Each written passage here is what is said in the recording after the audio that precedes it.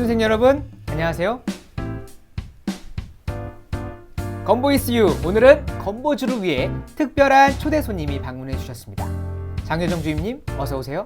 안녕하세요. 3년 전에 공단에 입사한 후로 공기업 취업이 목표인 취업준비생들에게 무료 코칭을 해온 수원 동부지사 행정지원팀 장효정 주임입니다. 취준생들에게 3년 동안 무료로 취업 코칭을 해주셨다고 했는데 혹시 몇 분 정도 합격하셨나요? 코칭한 분 중 최종 합격했다며 연락 오신 분은 우리 공단이 30명, 그리고 그 외 공기업은 50명 정도 됩니다. 와, 우리 공단이 30명이나 들어왔어요? 네. 지사에서 본인의 업무도 하시고 그리고 재능 기부로 이런 취업 코치까지 하는 게 정말 쉽지 않을 것 같은데 뭔가 보람을 느끼시면서 기쁨이 있으니까 계속 하시는 거겠죠? 네, 맞아요. 코칭 일을 하며 가장 보람 느낀 순간은 부산이나 전주, 제주도에서까지 올라와서 제 코칭을 받고 공단에 최종 합격했다며 감사의 연락을 주신 분들을 마주할 때인데요. 그 외에 수습 해제가 됐다며 감사 편지를 주신 분, 경력 단절 여성이지만 재취업에 성공하신 분, 그리고 금번 설 연휴에는 어른들께 인사드릴 수 있게 되어 감사하다며 인사 주신 분 등 모두가 제 기쁨이자 보람이라고 할 수 있습니다. 그럼 오늘 건보주를 통해서도 그런 분들이 많이 탄생하기를 바라면서 본론으로 바로 들어가 보도록 하겠습니다. 자소서부터 막히는 경우가 정말 많은데 이 자소서 어떻게 쓰면 좋을까요? 자소서를 작성할 때는 객관성을 확보하는 게 가장 중요합니다. 보통 700자에서 1000자가량의 한 항목을 인사 담당자는 단 몇 초 안에 읽는데 만약 가독성이 떨어지거나 너무 평이한 내용이라면 제외될 가능성이 높습니다. 그러니 국어 국문과 친구나 취업한 선배에게 한번 봐달라고 요청도 하고 여러 번 참석 받으시는 거를 추천드려요. 내가 볼 땐 완벽해 보일 수 있는데 이 남들이 보는 시각에 따라 이 내용이 다를 수 있다. 자, 그렇기 때문에 남들의 피드백을 한번 봐달라. 이런 말씀이시죠? 네, 맞습니다. 네, 그러면 자소서에 이어서 필기 전형 중에 NCS를 준비하는 팁도 있을까요? 네, 그럼요. NCS는 스피드와 빠른 판단력이 아주 중요합니다. 1시간 안에 60문제를 풀어야 하는데 그러면 1분에 한 문제죠. 보통 기업들이 어려운 문제들을 앞이나 중간에 배치해서 앞에서 시간을 많이 쓰게 만듭니다. 그러다 보면 막판에 시간이 없어서 20-30문제를 한 번에 3번으로 기둥 세우는 일이 벌어지곤 하는데요. 그러니까 문제를 풀 때는 내가 1분 안에 풀 수 있는 난이도인지 아닌지를 빨리 결정하면서 풀어나가셔야 합니다. 맞아요. 이게 NCS를 풀 때 한번 쫙 스캔하면서 이게 내가 풀 수 있는가 아니면 풀지 못하는지 확실하게 판단을 하고 내가 완주를 하는 것이 중요하다. 결국엔 이런 말씀이신 거죠? 예, 맞습니다. 이번에 면접 전형을 한번 살펴볼까요? 자, 면접 전형을 준비할 때 꿀팁이 있다면 또 말씀해 주시겠어요? 네.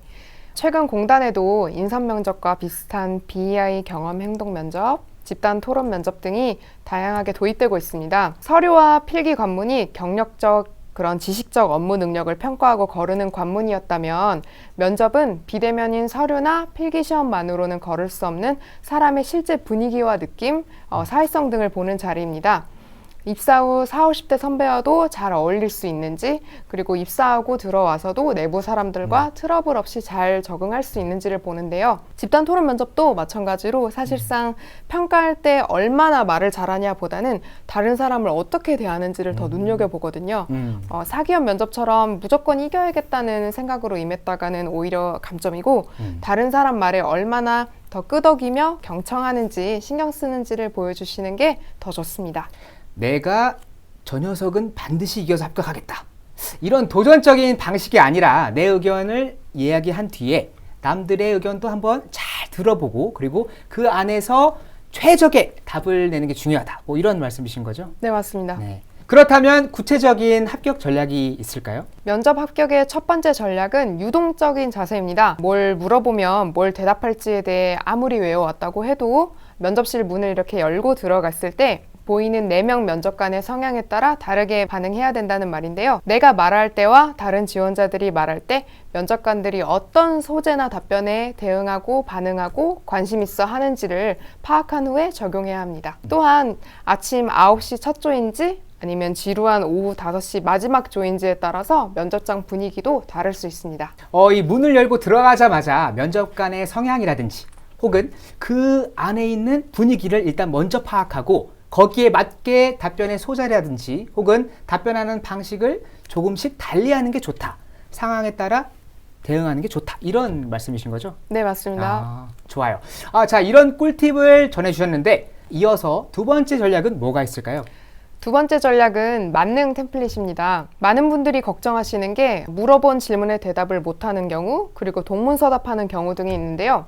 그런 변수를 줄이려면 내 주요 경험 소재를 몇 개로 압축을 해서 면접관이 뭘 물어보던 간에 그 안에서 대답하시는 게 좋습니다.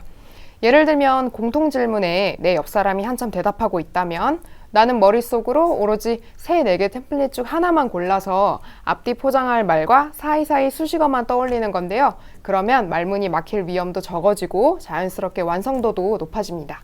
만능 템플릿 되게 좋은 방법 같은데 면접관이 어떤 질문을 하든지 내가 정해둔 경험이나 이런 몇 가지를 정해놓고 그 안에서 대답을 만들어낸다면 말문이 막힐 일은 없을 것 같네요.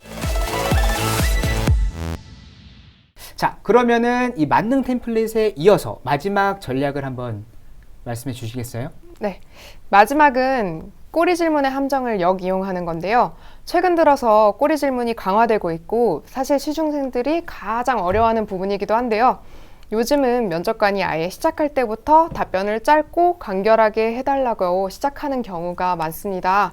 보통 한 질문당 꼬리 질문은 2개에서 3개인데 예를 들어서 면접관이 원리 원칙은 왜 지켜야 되는지를 물어보고 한참 대답하고 있을 때 갑자기 말을 끊고는 그럼 본인의 경우 원리 원칙을 지키지 않은 경험에 대해서 말을 해보라고 합니다. 물어본 거에 대답을 안 하자니 내 발언 기회를 버리는 것 같고 그렇다고 또 어긴 경험을 말하자니 바로 앞에서는 원칙주의자처럼 말했던 게 마음에 걸리죠. 이럴 때 많은 사람들이 당황해서 말도 빨라지고 심지어 면접관 말을 끊기도 하기 때문에 그러지 않도록 주의를 해야 되고 과장하거나 거짓말하지 않도록 또 신경 써야 합니다.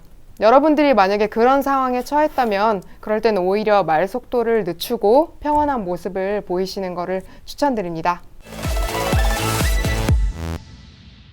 네, 오늘은 특별히 취업의 신 장코치님이 출연해서 공공기관 취업에 도움이 되는 다양한 꿀팁을 전해주셨는데요. 끝으로 취준생들에게 마지막으로 하고 싶은 말씀 있을까요? 취업 준비 기간은 2년 남짓이지만 인생의 30년가량을 좌우하는 중요한 기간이기 때문에 그 어느 때보다 선택과 집중이 필요합니다. 그러니 잠깐의 유혹에 흔들리더라도 냉정하게 판단하시고 그리고 완전히 몰입해서 단기간에 취준을 끝내시길 바라요. 코로나까지 맞물려서 지금 더 힘들겠지만 여러분 모두가 얼른 취업에도 성공하고 그런 여유 있는 삶도 되찾으시기를 진심으로 바랍니다.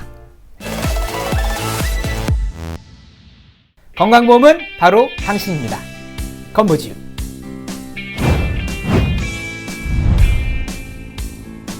네, 좋아요. 좋아요? 네. 잘했어. 오케이, 건보지 어떻게 했습니다. 건보지. 네. 건강보험은 바로 당신입니다. 건보지. 건보지. 좋아요. 네, 감사합니다. 컷.